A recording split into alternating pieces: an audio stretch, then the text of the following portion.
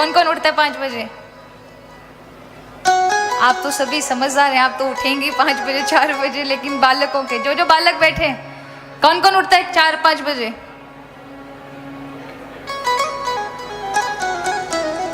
ये भाई लोग बैठे हैं, इनमें से कोई उठता है?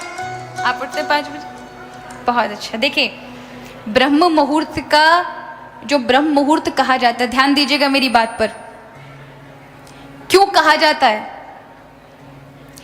आप 7 बजे उठें, आप सूर्योदय के बाद उठें, बाद में उठें, ठीक है, एक उठने का विषय आपकी अपनी दिनचर्या है, लेकिन ब्रह्म मुहूर्त में उठने वाला व्यक्ति और उस समय उसकी निद्रा खुल जाए तो कहा जाता है कि ब्रह्म मुहूर्त एक ऐसा समय है जिस समय सारे के सारे भगवत भक्त, संत जन और जितने भी दृश्य अदृश्य शक्तियां होती हैं उस समय चेतनता में आती हैं।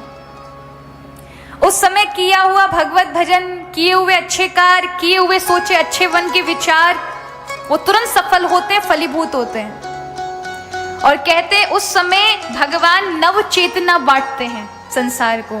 जो ब्रह्म मुहूर्त में उठता है और ब्रह्म मुहूर्त में उठकर भगवत कार्य में, अच्छे सत्कार्यों में विचार करता है, मनन करता है, भगवत नाम लेता है, उसके जीवन में कभी व्याधि नहीं आ सकती। लेकिन जो महाराज उठेंगे 9-9, 10-10 बजे, क्या होगा? सूर्य भगवान जो प्रकाश के देवता है ना, वो नव चेतना देने के लिए प्रथम वेला में उपस्थित होते हैं और हम खाट पर पड़े रहते हैं, बेड पर चद्दर टांग करके।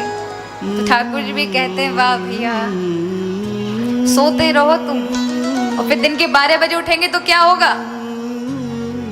वो जो चेतनता थी, वो चेतनता ऊर्जा आपको मिल नहीं पाएगी। ठीक है, आप कार्य करेंगे, हो सकता है बहुत सारे अच्छे अच्छे कार्य कर लें, लेकिन आपको एक उमंग नहीं होगी, एक उछाव नहीं होगा जीवन में।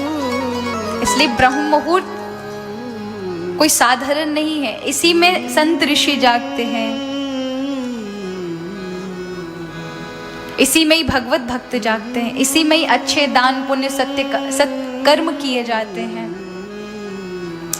जो कहते ब्रह्म मुहूर्त में उठकर भगवत भजन करता है, बालक पढ़ते हैं ब्रह्म मुहूर्त के अंदर, वो विद्या को प्राप्त कर लेते हैं। इसलिए 3 बजे से 4 बजे के बीच में, 5 बजे के बीच में अवश्य बालकों को अध्ययन करना चाहिए।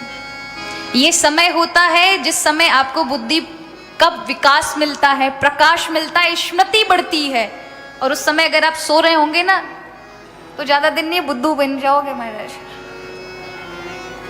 यही समय है कि इस समय अगर आप पढ़ेंगे, अध्ययन करेंगे, भगवत भजन करेंगे, तो जो आप अपने मन में किसी भी प्रकार का भाव बनाकर रखें, वो तुरंत उसमें सफल हो जाएंगे।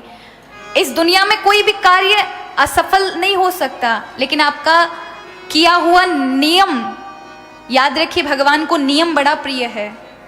कभी कभी क्या होता है, पूर्व में हम जब बालक थे तो नियम नहीं थे हमारे, अब हमारे नियम हो गए तो अब बहुत सारी चीजें देखनी पड़ती हैं।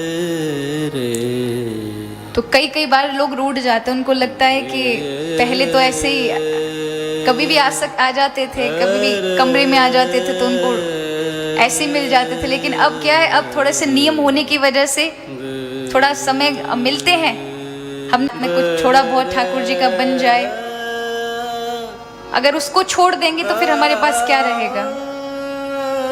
तो इस बात को आप भी, जहां हम भगवत नाम का बोलते हैं, अगर उसका थोड़ा भी अनुसरण नहीं करेंगे तो फिर कृपा प्राप्त नहीं होगी ठाकुर जी की। माना कि कथा कहना भी भगवत भजन ही है, लेकिन कहते हैं कथा कहना भगवत भजन है, लेकिन अगर आपने नाम जाप आदि अपने गुरु ऋण का भी कुछ नहीं किया ना, जो आपको जाप मिला है, जो आपको गुरु ने एक नाम दान दिया, उसका कुछ नहीं किया, तो फिर आप गुरु पे बोझ बन जाते हैं। इसलिए इस बात के लिए आप बिल्कुल बुरा मत मानिएगा। आप कर जितना स्नेह पूर्व में था उससे ज्यादा स्नेह आज भी हृदय में बहुत है। बट